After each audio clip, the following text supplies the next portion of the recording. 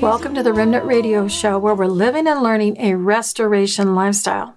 This is Nitsa Moshe from Remnant Remedy. And today we are going to share with you a teaching that I did while in Israel with the 10 people that went on tour with us. And I only had about a week to prepare it, so it's really not the greatest. And we will expand this and use this in our teaching classes that we're preparing in the future for our school. And basically, the title was Amar and Debar, and how things were created in the book of Genesis, and how that translates into the world of aromatherapy. So I hope that you enjoy this. Please like us, please subscribe, and we thank you for being here and helping support Remnant Remedy, and we hope that all that we do is to help support you in a restoration lifestyle for your mental, physical, spiritual health, and to living a lifestyle that is pleasing to the King and the coming Mashiach. May your garments always be white, and may your head lack no shemen. Shalom. So why don't we start with prayer? Can we do that? Thank you. Oh, Father, we just come before you, and we just thank you, and we praise you for this opportunity and this time to be here in the land where your spirit dwells. We know it dwells everywhere, but especially here where you dwelt with your people, and your Shekinah glory was with your people, with the whole house of Israel, Father. And we long and we pray for the day that, again, we will see all of the tribes and all the whosoevers who will join into the covenant of the God of Abraham, Isaac, and Jacob to worship and serve you. We thank you and we praise you, and I just ask that your words and your spirit would be here today, and no matter what my words are, you will speak individually to each heart what it is that you want to reveal to them. We thank you and praise you by the power in the name Yahushua. Amen. So before I get into this, basically, I didn't have time to put this together the way I would have for you. And then on top of the time that I had, I got really, really sick. There's a lot of physical and spiritual battles before we came here. I didn't even know if I could get off the floor to get to the airplane. But what this is actually is an introduction that I've modified just a little bit in the very beginning, that I've been doing with some medical doctors, internists who do complementary and integrative medicine also. And so we're going into the doctor's offices and we're training them and their staff. And I'm very blessed because these doctors are believers. And in fact, this one particular doctor, the Lord just spoke to him about a year and a half ago that he was from Manasseh. And he's got a totally Christian perspective. And he's been to the land 4 times now, working with doctors through here in Egypt and Jordan. And so it's just a real blessing and privilege to be able to introduce not just aromatherapy for a doctor's office, but the biblical foundation to it. So that's really exciting for me. Now, one of the things, if you've ever heard me talk, that I talk about a lot, and I think is a really foundational thing, is that, and we'll look at it here in a few minutes, but is Debar. You know, I used to teach, everything was created through his word, Debar. I broke that down in ancient Hebrew to be the Dalet, Bet, Resh, which was, and then I showed the individual ways how it can mean in the beginning, when vibrations, frequencies were put in order. And I am now having to change. So a lot of this concept and a lot of things I don't even have on here are brand new in the sense of trying to connect and merge the two. I now am going to Amar because something was brought to my attention by a Hebrew scholar that I'm going to share with you. So it's not just Debar anymore, it's Amar. And as some people say, well, why is it so important? You know, why is it important to know about frequencies and energy? And basically, back in Y2K, right? Yeah, just prior to Y2K, Father gave me a dream and a vision. Actually, it wasn't a dream; it was a vision. I was wide awake, and I was like, you know, you sent me back to Florida to get nuked. It just doesn't make sense to all the things you've been showing me over the years. I don't really know about this Y2K. You know, when are you returning, Yeshua? That was my thing. And I didn't really expect him to answer me. And I suddenly got a vision, and I saw the cherubim on the Ark of the Covenant, and I saw that they represented the two houses of Israel. Now understand, I had no concept of the two houses of Israel. I also understood that one was predominantly Judah and was predominantly the Christians around the world. I instantly knew that. And he showed me they were walking on the Temple Mount in white. At the time, of course, I didn't know anything about linen. And linen can be sackcloth can be linen. It can be very painful. That's a whole different teaching. But the point was, I saw them on the Temple Mount. They were proclaiming and prophesying, and then they died. And then Yeshua spoke to me, and he said, when you see this, when you see those two houses and those two people walking together and proclaiming together and working together, then I will return. And then he showed me their bodies resurrecting and him returning. And he said, the same spirit that raised Yeshua from the dead is the same spirit that's going to raise my bride, which are the two witnesses and the houses that they represent. And that the student or the bride is no better than the master. You see, Yeshua proved his love to be able to inherit the earth and to rule and reign. And the bride needs to do basically the same thing. So that was major. And then I bet it wasn't even a week or two. We were living in a barn because we were going through a custody battle. I was living in a barn, and I walked into the host house. A barn, a real barn. I was temporarily dwelling. I was mourning over the fact that I couldn't do Sukkot, and then Father said, oh yeah, you're temporarily dwelling. I was like, and I walked in, and I saw this book with the two sticks, and it was Batya Wooten's very first book, and I lived in Florida where she started MIA and fellowship with. Anyway, but this is before I knew her. And I saw the book, Who is Israel? And I was very rude, and I just went over and picked that book up and went, I got to read this. And she goes, oh, you can have it. I don't want it. Somebody gave it to me. So that book confirmed all the things Father had been showing me, but I'd never seen it put in writing. And back then it was pretty much heresy. Come on in, Holy Spirit. So the reason I bring this up is because then as time went by, 2004, 5, 6, 7, Father started showing me Bozrah and the King's Highway and light and energy and static, and that's how I got onto the linen, and I'd already seen that frequencies were in the oils. And then as time went on, then it was more about the Holy of Holies, the frequency and the energy that's in that place, and that's, I think, where we're at today. And so in some audiences, I am considered a witch, and because I talk about these things, because I'm trying to reclaim what I believe Yahweh created. When we talk about chakras and what we're developing is going to be about, it's not chakras in that sense, it's the Rainbow Covenant. Because when he gave us the Rainbow Covenant, it was a whole lot more than just a pretty colored bow in the sky. It was about the frequencies and energy of the life that all of that sustains. And it's right here in front of us all the time, but it's not revealed unless we have light and water. So all of this will come together and a lot of little details.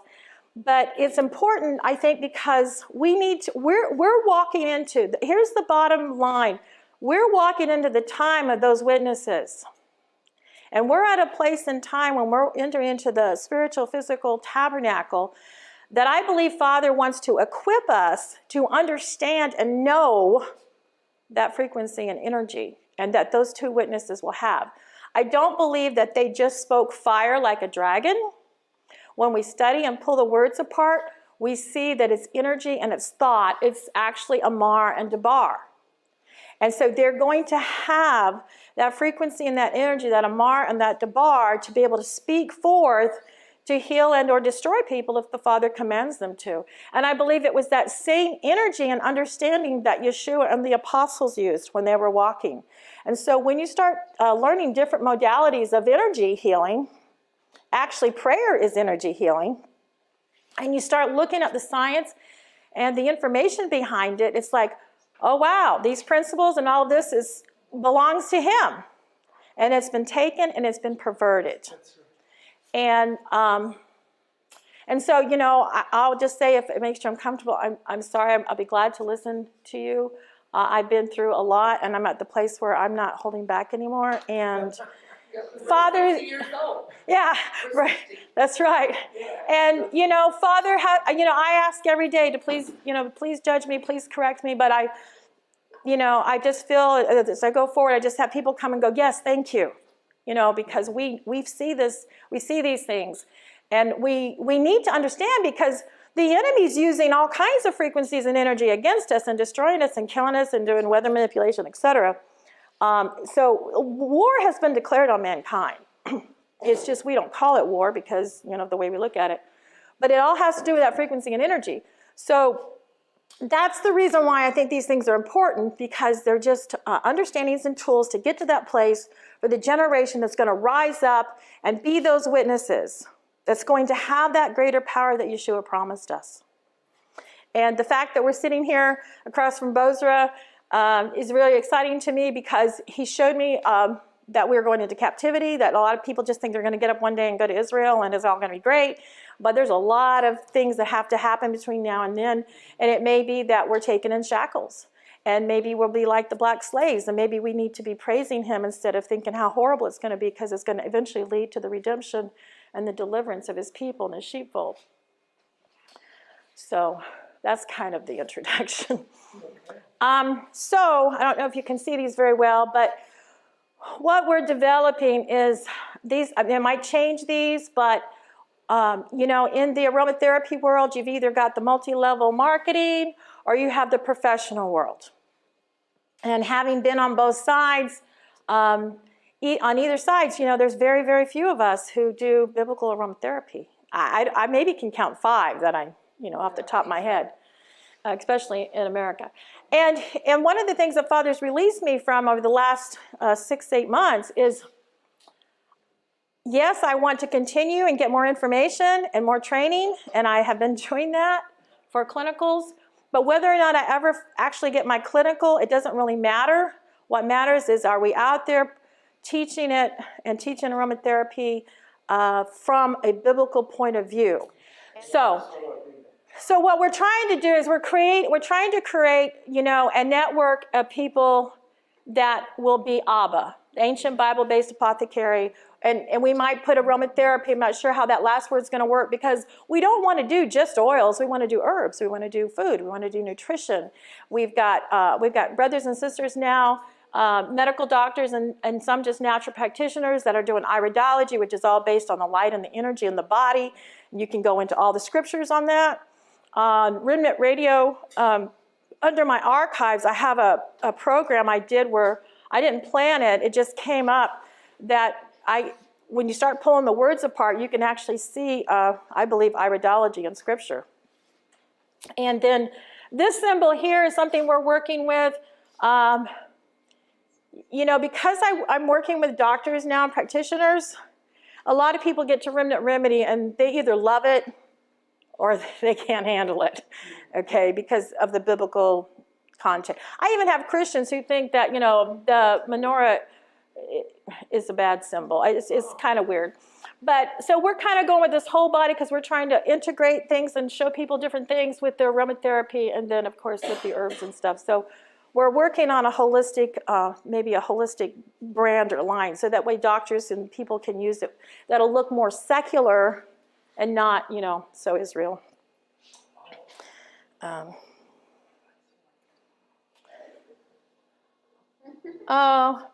was, basically my mini resume. So one of the things just to bring up there is, back in the 70s, I worked for Pacific Press, and they printed U.S. Time magazine. So, we had these huge printing presses, and so I got to see all those little pixels, little tiny, so I really understand what pixels and dots are and the overlays and people in Time magazine, etc. And right after that, I was, when it was really a beginning thing, nobody knew, there was only like one college, was telecommunications. So I understood what was happening, because I became a telecommunications manager for Lowry's Lipton. Lipton bought out Lowry's seasoning salt. And I worked at the corporate office in LA. So that was my background to understand technology, okay? In fact, one year, about 7-10 years ago, I walked into Costco, and they had this great big sign when you walked in that says, digitize your world. And it just immediately hit me, why does Satan want to digitize my world? And I knew instantly, because it is the only way he is artificially omnipotent and omnipresent. So I believe that when the scriptures talk about the figs falling, etc., they're going to be the satellites and the infrastructure that's going to fall. Because the enemy has to depend on that. Our phones, our Wi-Fi, the satellites, everything. They have to depend on that to track us. And if you go to Florida, to Cape Canaveral, you can see quotes by John F. Kennedy, who actually died on my 5th birthday. Guess that year and date. Anyway, he specifically wrote that the whole purpose of the space program was for tracking and communications. Now, of course, back then, we couldn't begin to comprehend what that really meant. And Simon and Garfunkel's song, The Sound of Silence, when you understand silent sound spectrum technology and how they can use silent sound to get into your mind and have experimented with soldiers, etc., you listen to that song and it will creep you out. And one of their fathers was involved in the developing of that technology. So we're going to talk a little bit about Amar and Debar. And what I want to do is, if you'll just bear with me, I had someone send this to me. There's a gentleman I had never heard of called, I believe his name is Chaim, C-H-A-I-M, Ben Torah. And that is not his real name. He even says so on something. I don't know what his real name is, but that's his author name. He's a scholar, and he has spent the last, I figure he's my age from what I've read, and he has taught in Christian colleges and ministries to go out to speak Hebrew. And one of the things that I've always done is when I learned ancient Hebrew, which I was talking about later, Jeff Benner, the way to think about function and purpose and action with words. So I have spent so much time, and every time I look at a word, I want to know that. And I'm a very visual person. In fact, most of the time, if you say something to me, it didn't register. If I don't take a picture of what you say, and I used to have a phenomenal memory, now I don't, I really am lost. I'm totally lost. So, but if you give me a visual, and so one of the things that I've been doing for years, and I have been criticized a couple of times, actually by Jewish brothers and sisters, was that you cannot take each individual Hebrew letter and tell a story behind it or interpret it some other way. And I was always like, well, you can believe that, but I totally disbelieve that because of what the Holy Spirit has been showing me. And this gentleman actually writes in his book as a scholar that that is one of the ways to do it. So I feel vindicated. But the most important thing I want to share with you is he's got a book. He's got several books. One's called Learning God's Love Language. And on page 14, I just want to kind of read this to you because this is what changed my mind about the Amar having to be precedent and before Debar. Okay? And I'll think about it later. Okay, so he says the nature of language. In Genesis 1:3 tells us, and God said, let there be light. This creates an interesting question because we learn that God is a spirit. In the Greek, the word spirit is pneuma, which has the idea of wind or breath. And by the way, you cannot study smell, aroma, breath, oil, etc. without getting connected all the time with the ruach of the spirit, the oil, the anointing, smell. It's all over. It's all connected. In the Aramaic Bible, or the Peshitta, the word that is used is ruka, or rakah. This is identical to the Hebrew word ruk, which is generally rendered as spirit. We say ruach. Wind, cool air, mind, or disposition. In other words, a spirit has no corporal being. It is something you can feel, but you cannot really see. It has no form. Thus, God as a spirit would have no physical form such as lungs, a tongue, or vocal cords, which are necessary to form speech or debar. So how is it that God was able to speak light into being? The answer may lie in the Hebrew word used for said, which is amar. There are two words in Hebrew commonly used for speaking, amar and dabar. Dabar means to speak, but in its Semitic root, it has the idea of making a connection. Amar also means to speak, but this is a speaking which is making a declaration or an announcement. Amar does not actually have to be vocalized. It could be just a thought. Now, for any of those who have ever studied Dr. Caroline Leaf's work, who's a Christian neuroscientist, she tells you, and I've used this many times, thought is electromagnetic frequency and energy. It's light. And this is basically what he's saying. Thus, God just merely imagined or thought about light, and there it was. He imagined and thought about grass, and there was grass.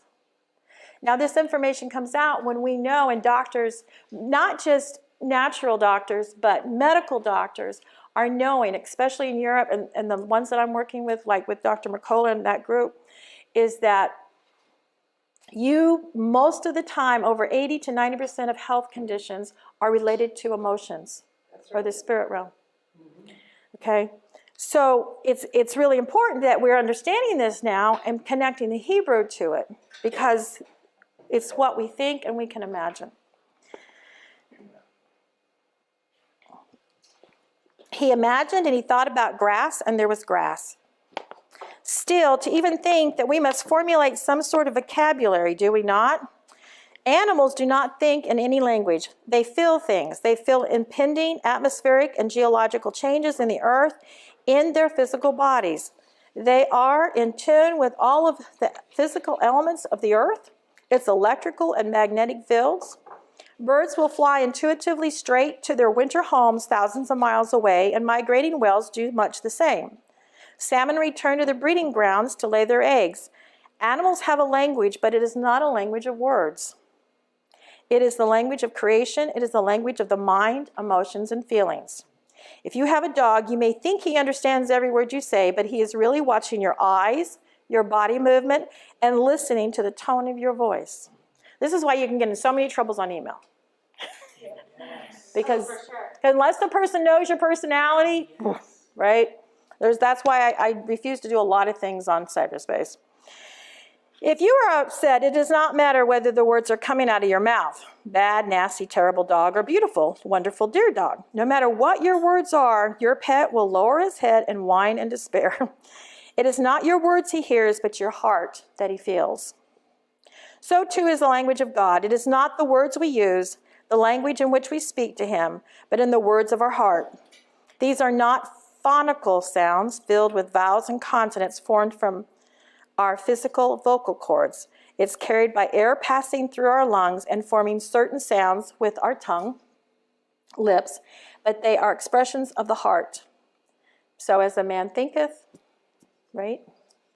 As he is in his heart, I think, yes, he will do. Scientists will tell us that thought is electrical energy.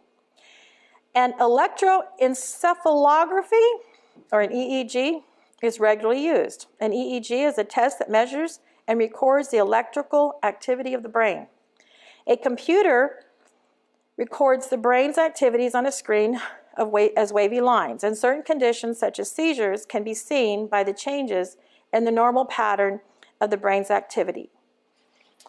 And it goes on to say that it uses a binary code of 1 and 0, and it is a language in itself, but it's not words, nor does a computer understand the words. It only understands on and off electrical impulse and no impulse. Yet science has been able to develop machines to actually read our thoughts according to this articles in the New York Times. Several years ago, there was an article, a science article that was saying, when you go to the airport, they're measuring and tracking somehow your energy to see whether or not you might be a terrorist based on your emotions and your attitude, which could get me in real trouble at the airport. So, anyway, I try not. Sometimes it just drives me nuts. But okay, so it is not a giant leap to say that God created the world using the energy of thought. When he created man, he communicated with man by the energy of thought. But when it became necessary for man to communicate with each other, God provided lungs, vocal cords, a tongue, and lips to form verbal sounds to express what energy and thought was being formulated. Now, this may come up later, but for some reason it's on my mind right now, so I want to make sure I address this. So one of the things about aromatherapy and the fact that we do the customized aromatherapy and the body knows, the nose knows what you need, is that same nerve that goes up into the brain when you're smelling, that can tell your body what you need for aromatherapy, is also the same that's used, and now doctors are starting to use, and they have found that 3 to 5 years before a person goes into dementia or Alzheimer's, there are certain smells they cannot smell. So they have like 9 to 12 different smells. I know that one is leather, one is peppermint, one is rose, and one is peanut butter. And if you can't guess so many of what those are, then they know that that deterioration on that nervous line, basically that nerve line, is going. So they're looking at that as maybe a way to start helping to prevent by doing tests with aromatherapy. So that's pretty, I just wanted to bring that up. And we did talk, again, that's Avraham Sand has a book called Mystical Aromatherapy, that hopefully we'll get to go see. Well, we're meeting him at 2 o'clock on Monday. Okay. Now, a lot of people I sell his book, but a lot of people don't want to buy it because it's got the Talmud and the Mishnah and the Jewish sages and the writings and the references, and a lot of people are just trained to think that all of that is evil, so they don't. But if you really want to know the details, more so on the Ketoret and whether or not cannabis is in the Ketoret or the oil, you really need to read that book, because a lot of people are promoting and saying that it is, when in reality, as far as I understand, and the research is, it might be, and it could be, but it's not determined, and that's based on the oil that they found in the Qumran cave. So there's a lot of information that you can find that teaching that I did if you don't want to read the book, but the book is really worth reading. And he goes a little bit into, how to test yourself in the back of the book for aromatherapy. But he goes into the whole thing about, how your smell is still there. We do the aroma prayer spa, and which is like a 2 to 3 hour healing session when you're very still. You go through the different biblical oils, there's prayers, etc. And in the very beginning of the first 20 minutes is I do a teaching on the garden, and that go into depth on that. Now, one of the things I want to point out on that is it really boggled my mind for a couple of years, is how could our nose not be involved in the garden when she went to eat that fruit? And that has always boggled my mind. So when I was preparing the aromatherapy spa, which came out of all my time on the floor after a car accident, is this. This is what I feel that Father gave me, and there's some science and stuff to go with it, but this is what I felt like he showed me one day. And actually, the Jewish sages I heard have done a midrash on it, because I took it back to someone else about it. So here's the thing. Who smelled the cantaloupe when we were in the supermarket the other day? Did anybody go in and smell the cantaloupe? They're wonderful. Okay. If you walk in the supermarket, when there's a cantaloupe here, and you pick it up, it's like, oh my gosh. This is real. Okay. Well, so this is really boggling my mind. So one day I was washing dishes, trying to take a break from preparing the aroma prayer spa. And you see the fruit and vegetables, they look lovely, of course, and they're like everything else, especially our American society. We got fake everything. We got fake flowers that don't smell like flowers. We got fake body parts, etc. And so, The fake fruit. yes. And I'm looking at the fruit and I'm going, oh my gosh, those fruits can look awesome, but when you go to taste them, there's really no flavor to them, and there's no smell. And a lot of times they're beautiful on the outside, but they're ugly on the inside. And it just hit me, and I felt like the Holy Spirit just showed me the fruit from the tree of knowledge of good and evil was GMO, genetically modified, which was a mixing, okay? And it didn't have any smell because of it. Now, there's a story and a science that goes along with that teaching that I think is geraniol. I might have it mixed up with the chemistry. But roses today, this is a good example. How many roses do you go up to or are near and you can actually smell them? Now, I'll tell you, at Hearst Castle up in California, when you walk onto those gardens, you can smell those roses. You don't even have to walk up to them.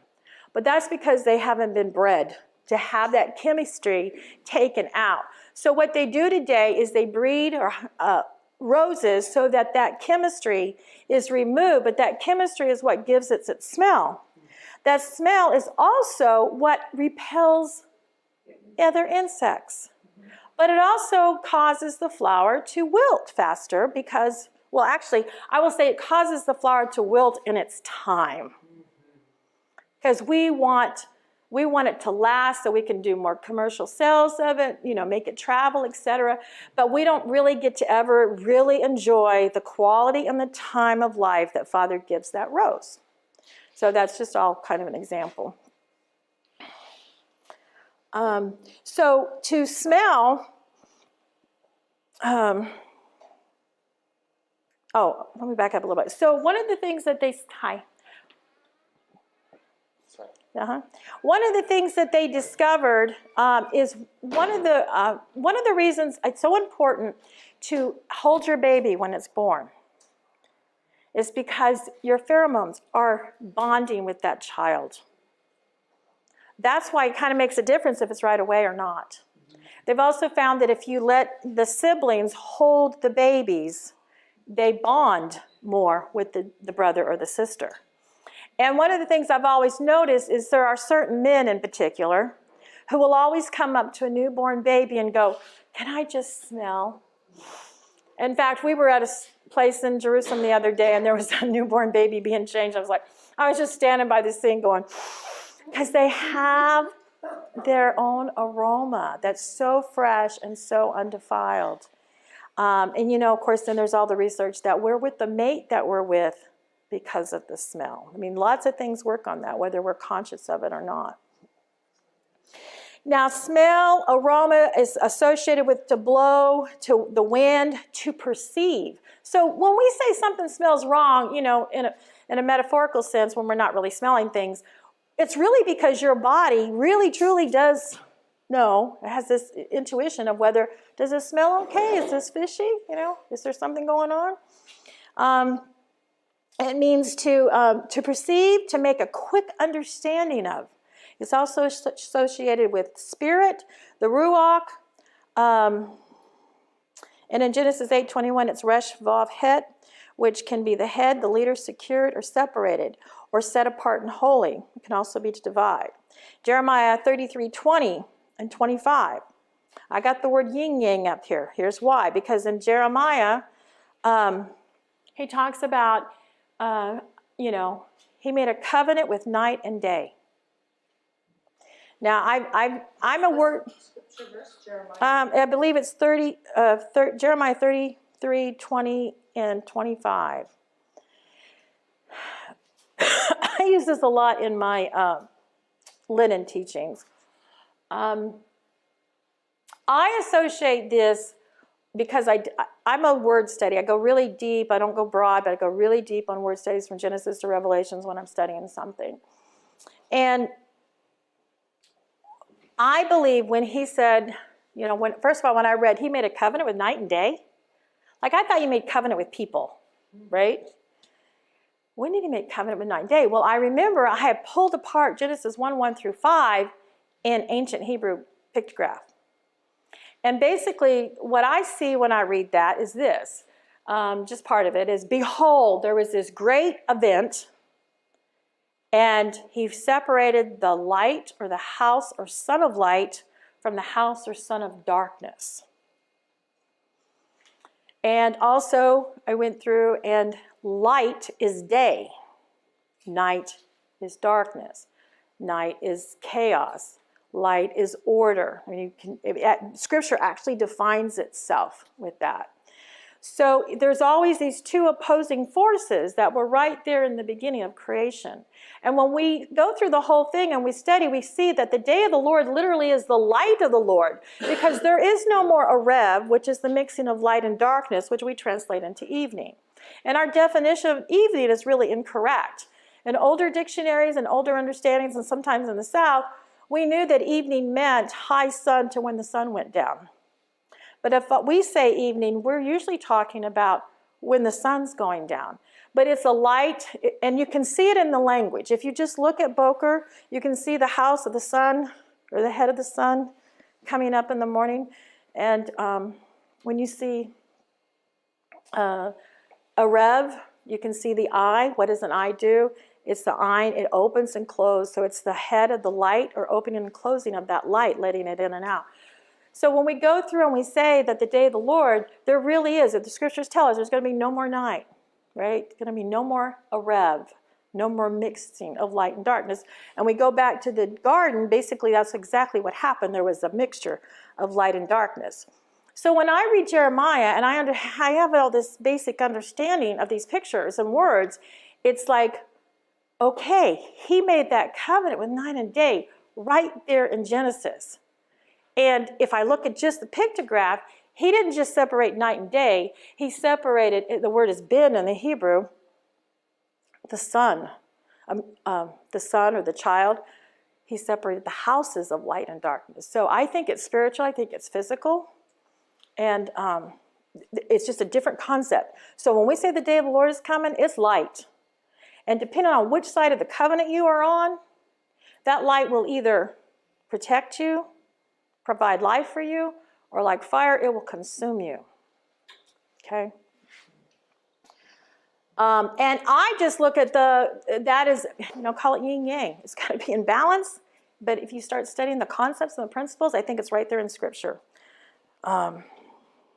It's the negative, positive energy, et cetera, the contrary or complementary forces, et cetera. And they're also independent. And they have to be, because, even, the scripture about, where's Yahweh? He's right, he's cloaked in the darkness, but he's also the light, right? It's not all bad. It's just the way he's created it and the purposes. So we talked about... So here is Amar broken down. So, now instead of, I got to correct myself, instead of saying everything was created by Debar, I think more accurately for me, it's Amar. It was just a thought, okay, originally.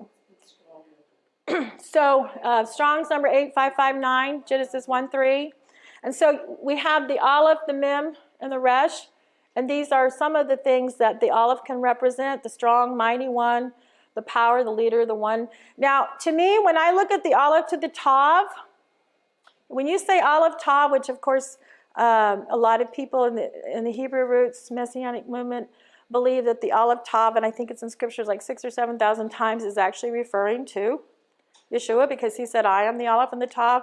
Of course, the Jewish people think that's nonsense, but when you think about all the letters that were used to create creation, because I do believe he still had a language, he still had a way to get it out, but it started in the mind.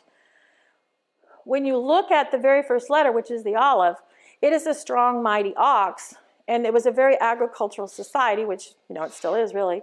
And what does that ox do? That ox plows and makes those narrow furrow rows. And the goal, or the tav, at the end, or the cross, is the destination. And all those letters in between and all their meanings are there. And that narrow row that we have to hoe or stay in, the narrow of life, is the Torah. And so from the Aleph to the Tav, that represents all of the Hebrew alphabet, all of his thoughts, all of his words, to the very end, to the goal of the Tav.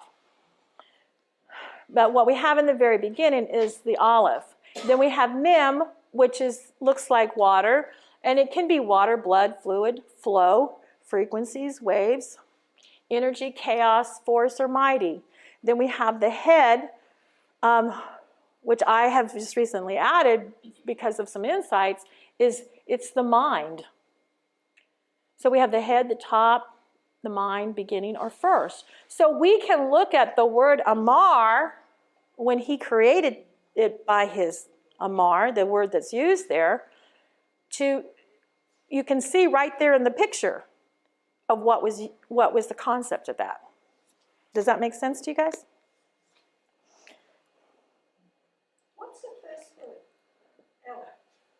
El is, like God. Elohim.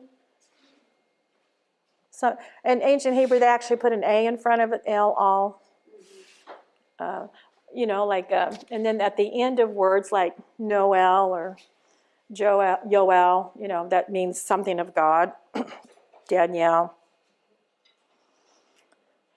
Now, the one that I've always, been focusing on before was Debar, which is Hebrews 16:97 and Genesis 11:1. And we have the Dalet, which is it gets translated as a door, but in ancient Hebrew, it's like a tent flap. So you're going to pick up that tent flap or that piece of sheep or wool, whatever you're picking up. But what's going to happen when you pick that up? What does it create? A wave. A wave, an energy, right? And then the bet, which can be houses, it can be inn and lots of other things. And then the resh, and again, we looked at what that was. So when we look at the bar, and also, this is the same root of the word like the bee. And the function is order. And what bees have order. They have their colonies, everything is in order. And I've done some studies with energy medicine and some classes with bees, which is quite fascinating. They record healthy bees, and then they don't even have to play it on a playing instrument for you to hear. They put it up or hang it by the hives so that, if you think about it, when you have a CD, there's something on there, there's some energy on there that has sound, right? Or pictures. But how do you get it off? And, just like Brad Scott has taught, the rocks, when we speak, those rocks can register our energy. So what they do is they put it on these discs and they play these sounds and energies back to the bees. And they have them in 4 different seasons. So if the bees are supposed to be mating, that's what they would play. If they're, whatever time of the year, if it's cold, spring, winter, whatever. And they're using this, it's very simple. They use it and they're like getting huge increased yields of honey and less disease. And actually, interestingly, Robert Redford's involved in that program with different people around the country, beekeepers. So, and then the other thing I found quite fascinating was that bees were worshipped throughout history. But if you think about, what was it, the Agriculture Center, I saw a sign that said, "We need bees." Well, that translated to me as we need Debar. We need Debar. We need the sounds and the frequencies and the energy of that order that are in those bees to go to those plants and to do it all that they do, that our lives depend on it. Shemen, or oil, and I can't remember where we were, been to lots of places, but I pointed this out maybe to a couple of you, is Yeshua, he prayed at Gethsemane, and I was when we were with Tammy. So Got is the press, and Shemini, or Gethsemane, which we don't see when we say Semene, is the pressing. That's where they press the oil. So when he was up there praying, he was praying there where they pressed the oil. If you do word studies, you can see that oil, Holy Spirit, etc., is all power, character, and authority of Yahweh. And I have like a 10,000 article on that. But so when you see Gethsemane, think of where the oil was pressed, and then of course when Yeshua was praying, what was pressed out of him, right? So we have the word shin, and that's the ancient shin, which it can look like your 2 white teeth, right? It can mean to press, it can mean white, sharp. The mem is fluids, yes sir? Did you say something? Okay. Which can be fluid, water, blood, chaos, mighty. And the noon, which is the seed or the sprout, to continue, or the air. So when we look at the word shemen, it can help us understand that it could literally mean to be pressed fluid from that which sprouted or from the seed of life. And then what root words do we have in Shemin? We have Shema, right? We have Shem, his name. And again, at livingstonestabernacle.org, I have an article on his name is in Shemin that kind of goes into a lot more detail. So the way I would relate to that, though, is, it's a whole different perspective when you think about the 10 virgins. Did they have the oil? There's a lot of arguments about what that is. But I think the bottom line is when you look at all the words and tear it apart, is that basically, did they have the power, character, and authority of Yahweh? And that's exactly what the witnesses have. So let's talk a little bit about energy medicine. And supposedly, I have not been able to read it. I can't figure out how to locate it. I haven't taken the long, long hours to do it. But I was told years ago that prayer in the Codex, and if you don't know about Codex Alimentarius, you need to study that, because that's basically the world order of how we use medicine, herbs, oils, anything have to do with health and medicine. And how do you spell that? Codex. I have a thing I taught on it, but I never put it online because it gets attacked big time. Codex, I think it's AILMENTRIUS, but it's called Codex Alimentarius. And anyway, one of the things in there is, and that's really what governs our problems in the U.S. as far as what we can and can't use. I don't know if a lot of you, when you go even to especially, now websites get away with it a little bit. But if you go to like a farmer's market, and you see all these companies like Young Living doTERRA, or different herb companies, what do you notice? You notice your price list is separate from your description. Have you ever noticed that? And you're if you're like me, I'm kind of like, I want to know what the herb or oil or whatever it is. I want to know what it is. I want to know what's in it. I don't want to know what it's used for. And then I want to know the price. You can't put the two together. So technically on our websites, when we have a price with all that information, we're illegal, according to the Codex Alimentarius, which the FDA could come down and get us. So prayer is energy medicine. Okay, according to which it is, if you really think about it and you start pulling it apart, it really is. Is that the first word? Prayer, yes. This is prayer, meditation, thought, which is electromagnetic light. So technically, here's what could happen. They could come and say, you don't have a license to pray. Now, can you see how you could get locked up for that? Basically, and one of the examples was a good one. So if my neighbor's mowing the lawn and it's really hot outside and he looks sweaty and I say to him, wow, you look really hot. Would you like to have a nice glass of lemonade and sit down and, take a rest? I could have just been arrested or violated or punished for diagnosing, treating, and prescribing. Now, that's how serious it is, okay? This is why we have such a war on the thought and the processes of all this stuff.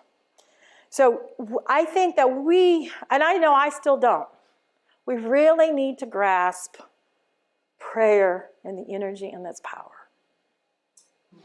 And the words and our deeds and what we think.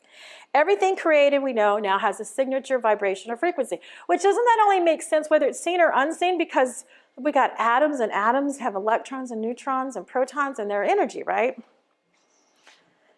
And so John 1:1 is 1 through 4, the seen and the unseen world. Oh, can you just go back one? What did it say? Atoms? Oh, atoms.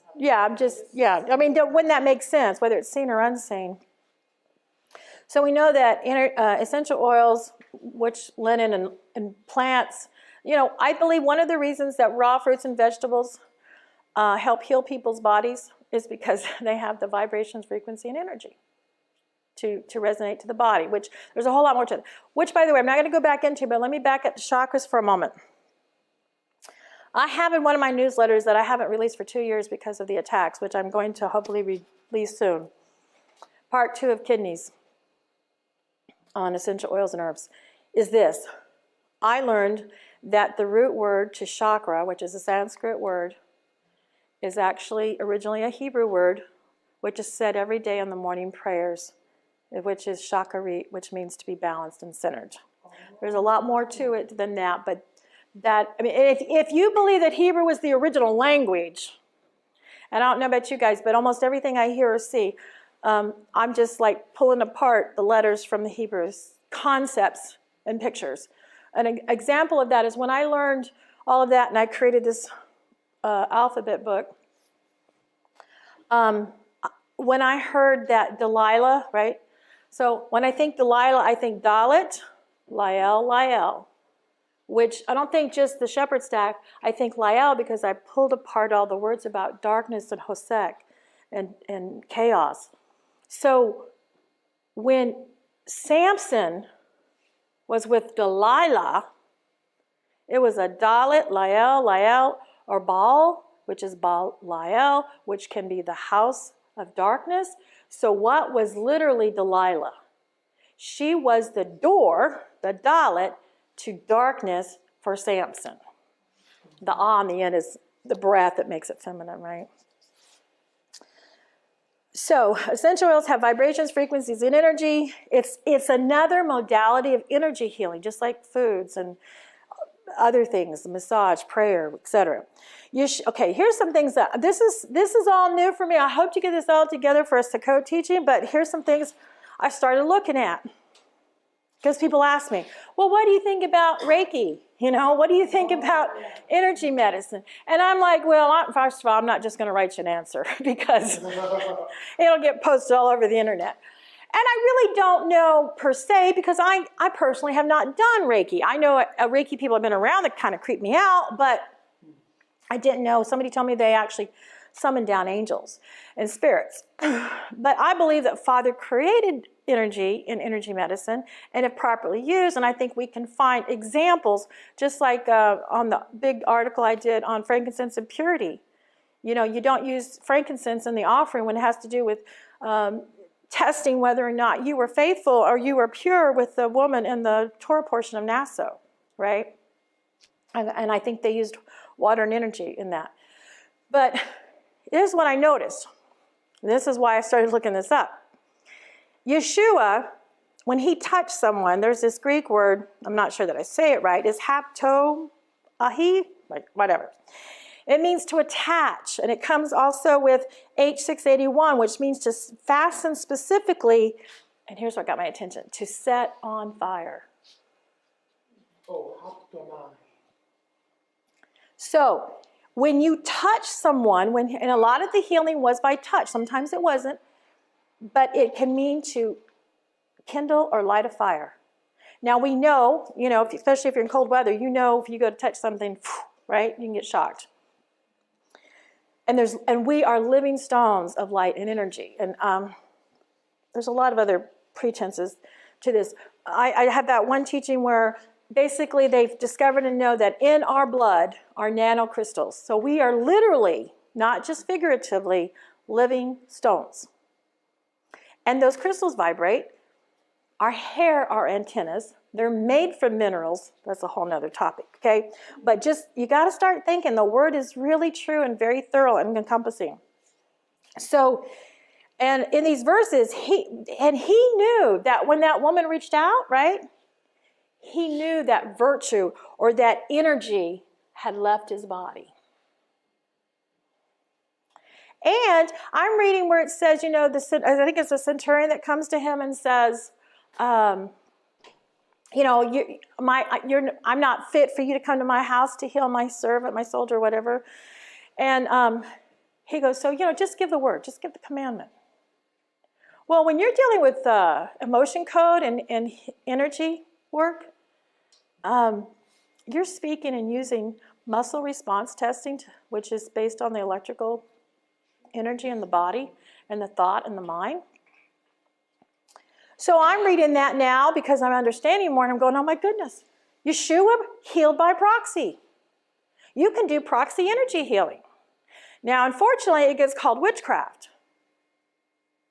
But, scientists and war amongst countries know how to get your signature frequency, whether it's from your hair, your eye picture, your breath, your voice. The satellites can tell each one of us by our gait and our walk. Okay? It's everywhere. So he basically did proxy energy healing. Other times he just, he spoke, which again is energy. And the word healed is where we get the word therapeo, which was very interesting. It means to serve, to wait upon menially, to relieve of disease, to cure, to heal, to worship, or to adore God. So when we're working with healing, we're doing therapy as a form of worship, but it's to be a servant. Okay? Now I'm going to skip forward to the little bit of this. So here's something that you can actually go Google this, but I'm trying to pull it apart. This is a technique that I learned, and it's basically based on energy. Dr. Cowden from the American group of doctors, he's the one who taught me this. So basically, you use your left hand because it's easier for your body to train it's easier for your left side of your body to train your body or your brain than it is for the right. You can do it with your right, so if you didn't, but it's slower. So you take your left hand, this right here, okay, I'm sorry, on the ring side of your index finger is what they call the dorsal surface, and this is where your nervous system pathway of energy is on your hand, okay? And the bottom is your neurotransmitters pathways of energy. And the thumb on the outside is your lymphatic pathway. Now, there's other ways to apply this, but this is for now. So if you take your right hand and place it over like this, if you can do this about 4 to 5 minutes with at least 10 to 12 deep breaths at the very least before you eat, you will increase your absorption of energy from your food and your digestion. I am still practicing trying to do this because I work, and then I go eat. But where I use this and it works amazingly is when I want to go to sleep. Or my mind is, you've got too many things in your head when you lay down at night. It will help you go to sleep faster and deeper. It's an amazing tool. And I just wanted to share that with you. And there's more to that I've discovered since, but it's an amazing tool. It is amazing. Well, I usually do it and I don't remember because I pass out. If you're upset, if you're stressed, because what you're doing is you're balancing out your sympathetic. You're turning on your parasympathetic, which is your rest and digest, okay, instead of your sympathetic, which is always, go and stress. So that's what you're doing. Now, you're transferring that and balancing those two systems out. And these hands will actually absorb or transmit if you need more sympathetic versus parasympathetic. Okay. I had a thought there, but I can't remember what it was. Okay, so, but that's what that's for. Now, what was really interesting is I went to this healing center that had Rife machines, energy Rife machines. And they had this kind of Rife machine that kind of had ropes. And so you put the ropes around you and you sit there and it pulses this energy for healing. A lot of cancer patients go there. And I was there because I was with Jed because he was doing his internship for Emotion Code. Anyway, so I thought, well, I'll play with this. So while I had the Rife on, which I barely felt at all, when I put my hand like this, I really didn't feel anything. But when I made the connection, I could literally feel the energy going round and round and connecting. And as soon as I took it off, it went away. It's just amazing. So again, your body is an electric being. We really, truly, truly are living stones, tabernacles. And that's why it's important to understand that, because in the days to come, these things are all going to be important. We're not always going to have food. We're not always going to have herbs. We're not always going to have oils. And man does not live by bread alone, but by the very debar, the vibrations and frequencies of energy that he has created and given us. You know, they've got gurus that NASA scientists are studying who rarely ever eat. But they're using sunlight. They're gazing sunlight. You can build yourself up. But what is going in? How are they being fed? They're being fed by the vibrations and frequencies of energy of what I call the rainbow covenant therapy that God created. So that's just to show you this. So the left hand is dissipating energy to the right and balancing. So the block, the pathway of the energies is, and the reason you use it again is for res digest, for calming, digestion. It actually helps your immune function also. So this is what some of the medical doctors that are learning and going into alternative practice is doing. Now you're supposed to imagine being in your most favorite place. You're supposed to imagine the sounds. I don't ever get that far. Okay. You know, with the EMF shields that we have are based on that kind of energy of transforming vibrations through the nanocrystals. So this is a picture I actually took at Shiloh 2 years ago. And so that was just to show you got. Some people put got, G-A-T, but Gethsemane with the oil press on here. But basically what we're doing is we're charting, and I'm comparing a man, a body. There's all kinds of aspects to it, but one of them is, so if I give a test to someone, or someone particularly likes aromas like vetiver, myrrh, sandalwood, those are what we call in blending the bottom notes are the grounding oils, okay? But there's a whole parallel that there's these patterns. So when you look at a man and you compare it to a tree, and I thought I had it here, but I don't see it. If you need grounding, if you need support emotionally or physically, then look more at the function of the part of the plant that is in the oil. Okay, a lot of people base it all on chemistry, which is good, it works, just not the way my mind thinks. Even I take chemistry classes, I don't remember them. I took an essential chemistry course just to give you an example. This is how I think and how I want you to start learning to think is, okay, when you're teaching me that hydrogen's number 1 on the chart, and I listened to some quantum physicists, et cetera, and they're talking about how, it just fills everything, but we really don't know why or what it's for. And then they talk about carbon, and it's number 6 on the element chart. They talk about oxygen, it's number 8, right? Well, here's my mind. 8, het, separate, divide, restoration, renewal. 6, carbon, man, dirt. In fact, and hydrogen is, if it's 1, and they don't really know what it does, but it holds everything together, and it's a predominant number 1 on the chart, it's a had, it's holding everything together. It's number 1. And so I've been doing a lot of intermittent fasting and fasting, water fast, and I'm thinking about, when you learn about the Ketoret, it has to go straight up. If it didn't, then it takes longer for because it says the aroma and the mist, everything represents our prayers, right? So if we want to walk a righteous, upright life so that when we pray, our prayers go straight up. If not, they're not going to get there. They're going to take a really long time, okay? But so I was thinking about, prayer. Why is it that when we fast, I'm thinking about fasting. When we fast, why are our prayers sometimes answered or faster, or we get more revelation, etc.? And I was thinking about, how does fat leave the body? Okay? Because when you're fasting for 2 months off and on, and when you're looking in the toilet, you don't see no fat in there. Okay?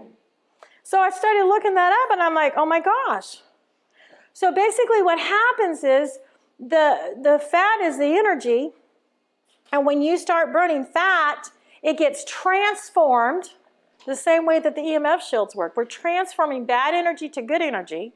So now we're taking the fat from the body that holds the toxins, it releases the toxins, right? But we have to transform it, and the number 1 way that fat leaves the body is by respiratory, what we breathe out. So when we're burning fat, what are we? We are a living sacrifice, giving up an aroma and respiration. And what's left is urinated out. That's been broken down into the proteins. So there's just so much more to that. But anyway, and then back to the tree. So if, like, I tested this one lady, I did not know her physical history when the doctor sent her to me. But the oils that she picked predominantly were grounding oils, like the heavy oils, and the oils that are heavy, the myrrhs, the resins. Okay, they're heavy, they're grounding. They're either from the resin or the root of the tree or the bark, which is supportive. You've got to look at the function, okay? And then she picked some flowers predominantly. So when I got through with it, flowers usually, and I never knew I liked flowers because most flowers I don't. I hate lavender, but there are other flowers I love. But flowers, which is the top of the plant, which is what's on the top of you, your mind, right? When we're dealing with spiritual and mental emotions, we're probably looking at flower oils. Okay? So when I got done with this lady and translating it, with the chakras, which I call Rainbow Covenant, and the part of the body that it's addressing, and all these different, I do biblical numerology. I'm looking at all this stuff that's going on with her. So I wrote a report for the doctor, and I said, basically, this woman needs to have some support. She needs some grounding, and she has some mental things that she has needs for, and I went on. And so come to find out, and I said she needs to feel safe and she needs to go into rest. Well, come to find out, her number one problem was she can't go to sleep. So we created a blend for her out of that, a test that was blended specifically to her that would help support her, just like the plant, to vibrate and resonate with her body for support and for mental release or up there. A really perfect example is what do leaves do for the tree? They're breathing, right? They're the respiratory system for the tree. So what oils do you use when you have a cold or you want to breathe? Spearmint, peppermint, eucalyptus leaves, right? So look at the function. Always look at the resonating function is the bottom line. Anyway, that was, so Het, oxygen, restoration, separate, divide. Carbon, is man. It's the number 6, goes with the Vav. The hydrogen is the olive, the number 1. The Akkad, the holder, the glue to everything. Interestingly, nitrogen, which, we work with nitrogen in the soil, right? Is associated with the Hebrew letter Zayin, to plow, from green plants, to off-balance your health. So, and then this verse kind of stuck out to me when I was really sick a couple weeks ago. Whereas you know not what shall be on the morrow, for what is your life? It is even a vapor, a breath, that appeareth for a little time and then vanish. When you understand aroma and smell and wind and ruach, that's all we are. We either have the breath of life, and I don't know if you all had this experience, but I had the privilege, I might cry, of holding my stepfather's hand when he died. And it's sacred, it's holy, and the spirit just leaves. It's like a birth of a baby. You just don't want it to end, but that's all it is. And so when we die, our physical body's dead, but our spirit, our essence, is still alive, and it just leaves and transforms. I believe to go back in the spirit with the Father. So anyway, unless you have any questions, I think I'll let you all free. Thank you. Rise up, my bride, don't you know? On your heels are the days of woe. Do not touch that dial. Do not click off that page. We are Lamb Radio.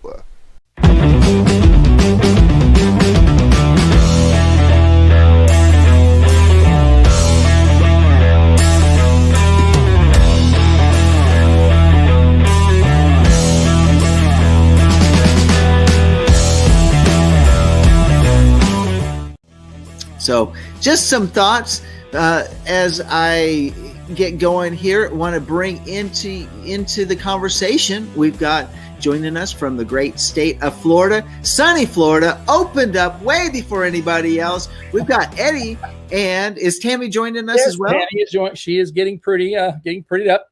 Okay. All right. Monday morning. You were going kind of slow today. Yeah. So it is a Monday morning, and I feel that often. There's Tammy walking by in the background. So it's good to have you. And we also have Mr. Up Under, aka Mark Davis Smith. But Up Under, how are you doing today? Up under. I'm up under. You're up under. And how is that describing who you are today? Well, that is means that I there you go. Okay. All right. That's all the explanation that we need. Sandy's going to be joining me here shortly. She is having to get some things scanned in and sent in for Jonathan. So she'll be joining us here shortly. So, all right. Are y'all ready for some antics? Because I always have to have my antics. Usually that has something to do with, how I behave or act, but these are actually things that I want you to think about to unwind your mind, your brains, your all of the stuff that we get tied up in the week. And every once in a while, we've got to let our hair down, right? And Mark's doing really good. His hair is getting up under there, under his haircut. I'm getting a haircut today. You are okay. All right, so let's continue then. And this is, by the way, just some good stuff. Headlines from around the world, headlines that you're not going to hear anywhere else except right here on Let Us Reason Together on the morning edition. And what do we have? Number one, I've got a theme going here, so y'all need to connect with my theme, okay? So first off, first headline, quintuplets. Quintuplets, that like what's that's like 5, right? Yeah, Quintuplets. Born 15 months early. 15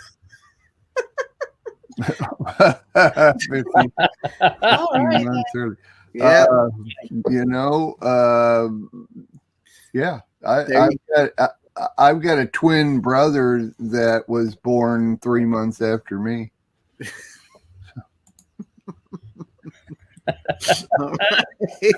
Mark, sometimes I never know quite how to respond, but all right. So, but this one really has a theme that goes along with it, because as these quintuplets grow up, things can happen. This is a headline that's very important for us to understand. This happened over in Bay County. Now, I don't know where Bay County is. Perhaps Bay County is in Florida. Yeah, well, there is one. There is a Bay County there? Okay, so in Bay County, it says that 7-day diarrhea runs through Bay County. so long as it doesn't stop anywhere, we'll be all right with it. Yeah. So I think that's where they filmed Baywatch. There you go. Oh, California. I always had diarrhea if I ever watched. Lord have mercy. Baywatch. well, I was just wondering, did the sewers overflow, or what's going on? It's just kind of an odd thing, but now that we have that put out, we have a first thought about the quintuplets born 15 months early, and I think all of these are up under. they're up under. I think that's what they're all up under. Okay. Well, see, now, of course, there's an element when you have children around, and after they've grown up, after the 15 months of being born early, and things happen in our Bay County area, we have children invited to eat pizza with poo. Oh, Lord. Oh, no. Are you I It's see. supposed to be winning winning the food, food? but- I get it, yeah. Well, Yeah. Yeah. So just saying, children are invited to eat pizza with poo. But wait, it doesn't stop there. It really doesn't stop there, because this next headline that I have for you, and this is maybe not so much in Bay County, but it's from the Detroit Free Press. Overweight kids may not be eating enough, study says. Enough of the right things. Yeah. Yeah, there you go. Yeah. Maybe Fill in the blank. maybe they didn't like. Don't tie that into the previous thing. They're not eating enough poo, okay? Well, maybe they didn't like the pizza with poo. I don't know.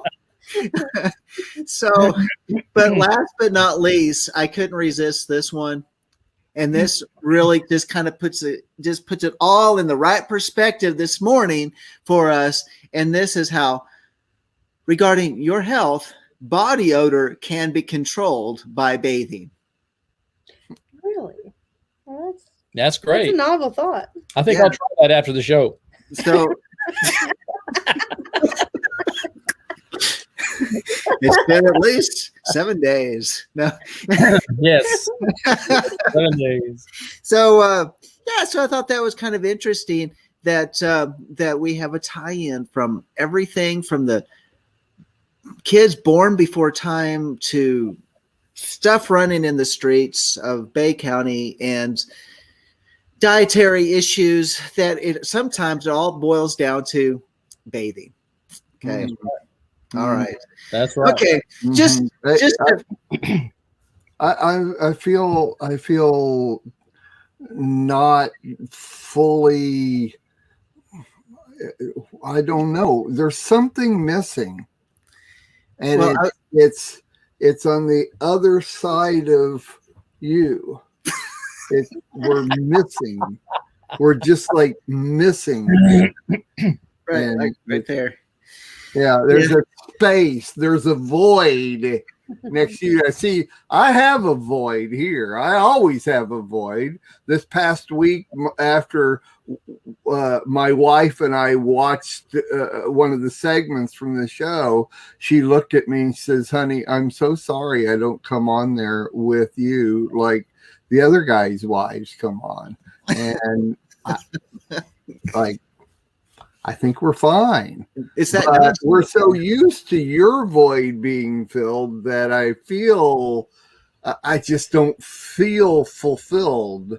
But normally, I guess I'm used to doing shows where she is over on one side or the other of me. So I just don't know. I don't think we're going right. We're going good here. No. There's something you're missing. Yeah. I need the yeah, you heard that, right? It's my feminine side. Yes. Adam's rib. So I was just actually kind of concerned that you weren't quite full, maybe up under. Yeah, you're just up under. Okay. Pizza, something like that, or maybe we need to be more fulfilled. Maybe we can get more fulfilled here with some weird and quirky shower thoughts for today. Those are those deep thoughts that make you say, that just come out of the creativity of the mind as you let it run loose while showering. So pizza with poo. Not to mention Bay County, right? Yeah. So I was just really concerned that Mark was going to say, after that last run of headlines, I don't feel elevated enough. Like last week. Well, but we could go to Bay County, watch Baywatch while we're eating pizza with poo. That's right. And we'll roll up our pant legs along the way. Okay. Very good. So some shower thoughts for you today. Here's the first one that's just going to make you go, How about this? Beds are just wireless chargers for humans. That's pretty cool. Oh, Right? that's a good one. Yeah. Yeah. Do you all have a cell phone charger that you don't have to plug in? You could just set it on top of the charger. Yeah. You got one of those? Yeah. I don't have one of those yet for mine. I still plug it in every day. Yeah. Of course, Eddie and Tammy have one. They're always technically They got all the big tech stuff. You know, of course they have it, but All right. Oh, mercy. And after that, exit stage left. Yep, there we go. All right, well, I've got some other shower thoughts for y'all today, and here's one, and it's if two mind readers, stay with me on this. If two mind readers read each other's minds, whose mind are they reading? Each other's. I mean, is it a loop? I don't know. I've never done it. Is it like this endless loop? whose minds are they reading? Yes. If two mind readers read each other's minds, whose mind are they reading? So that's a shower thought. This is how cults get started. Yeah. That's like what comes first, the chicken or the egg? Right. See, that's how cults get started. Right there. I actually got that one, by the way, from a thing on Pinterest that was called Hits Blunt. Hits blunt. Yeah, hits blunt. So bear with me on those because I think some people must be taking a hit on a blunt to come up with these things. Or maybe it's so mind-boggling that they don't, if you're on, I don't know, maybe they don't get it. So it's only for those of us in our right mind that will understand. Okay, I don't want to twist up our minds, but here's the next one. How about this one? Today is the oldest you've ever been, but also the youngest you'll ever be again. Mm-hmm. Mm-hmm. Yeah, that's right. That's logical. Mm-hmm. That's it. That's a good way to say it. Yeah. Mm-hmm. See, I won't have these won't be shower thoughts because I think we're already understanding before we get in the shower. We don't need to think about them anymore. Yeah. After. No more pondering after we leave this segment. Okay. How about this? If you get out of the shower clean, then how does your towel get dirty? See, I've been saying that for years. So I've been using the same towel for like 33 years now because you're exactly right. I take a really good shower, and when I'm done, I just use the towel. Exactly. What's the deal? I thought everybody did. Well, we just found out that body odor is controlled by bathing. So, well, there you go. Yeah. That's it. Yeah. That's it. So Maybe you didn't wash off all the dirt, all the body odor. Maybe that's Get up under that thing now. Come on. Up under. all right, There you up go. under. Good job. All right. So with that thought in mind, how about this one? How come our nose runs, but our feet smell? That's cute. Our nose, but our feet smell. Our nose runs, but our Position feet smell. position envy. Position envy. Oh, I got it. I got it. That's called collective intelligence, Mark. Wow. That's a good one. Yeah. That is one I will think of later. All righty there. Help us. Mm-mm. Well, that was I didn't build up to that last one. I'm sorry, I messed up the build up, but hey, those are some shower thoughts for you today. Considering that our mind warped in the first segment, and in this next segment, we just got a little loosened up. Okay, hey, Mark. See.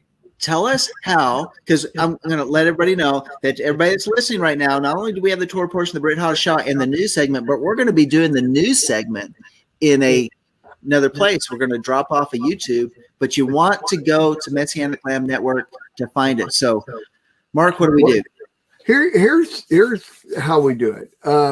Here's what's going on is everybody knows that we were in YouTube jail for a week, a couple of weeks ago, and incarcerated. And since then, we've been trying to figure out how to do say what we want to say without worrying about YouTube. So I have developed a new platform, a new system that as soon as you leave here, you can go back on to YouTube and there will be a link. It's a black box that pops up like all the other shows that are starting.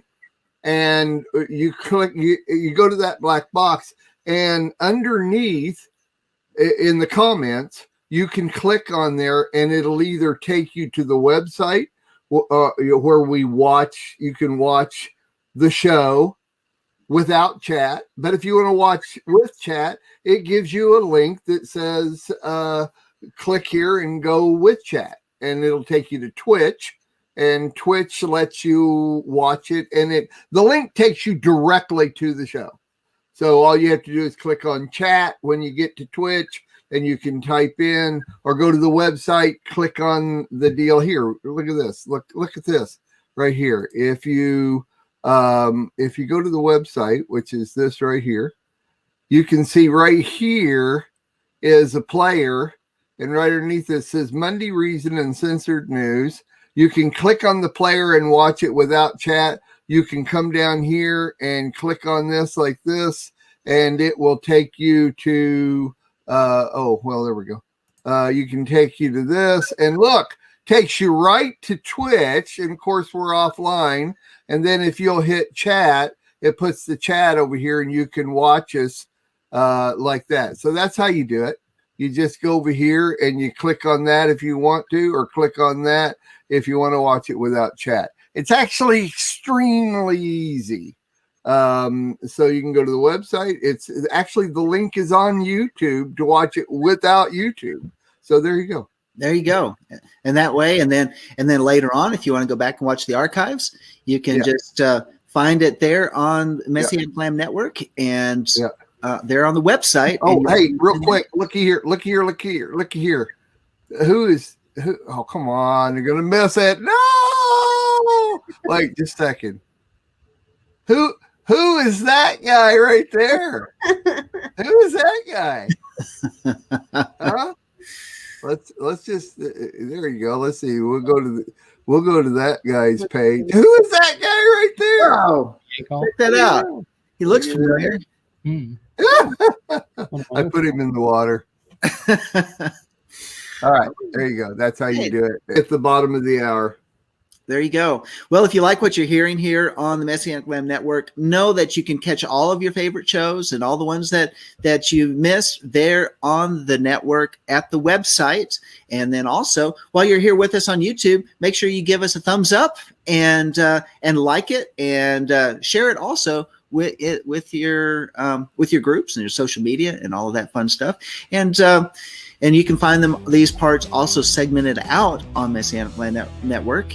Mark splits them up pretty good. So if you ever want to go back and just watch a particular segment, you can find it there as well.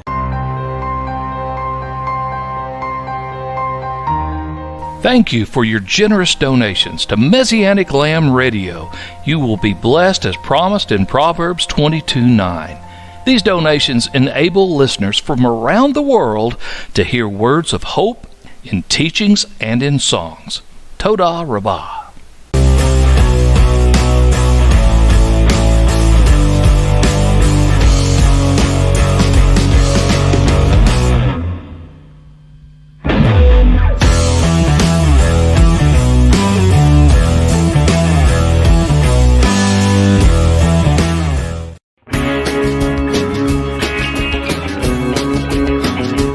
We are richly blessed to bring you what we believe is the fullest, most diverse, yet up-to-date progressive teachings, discussion, and prayer programming you can find anywhere on this planet.